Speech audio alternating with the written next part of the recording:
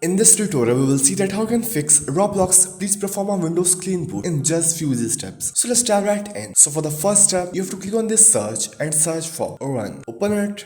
And here you have to tap msconfig. Here it is. And click on that OK. Here you will be on this channel. If you open this services, you will see here these all services. So first of all, you have to click on that hide all Microsoft services from here. After doing it, make sure these all windows are checked. Then you have to click on that disable all. After disabling it from here, you can simply come to this startup and here you can open this task manager. Here you will be on this startup. You can see here startup status is enabled. For some of programs, you have to simply right click on that and disable it. After disabling it all, you can close it, click on that apply button and click OK. After doing it, you have to restart your PC. After restarting, this second step is important. Now again click on that search and search for run. Here again click on that msconfig and OK and open this services. Here you will see this enable all. Click on that and click apply and click OK. After doing it, open the startup, open task manager and here you can enable programs that you want. And that's it. So that's how you can fix Roblox Please Perform a Windows Clean Boot in just few easy steps.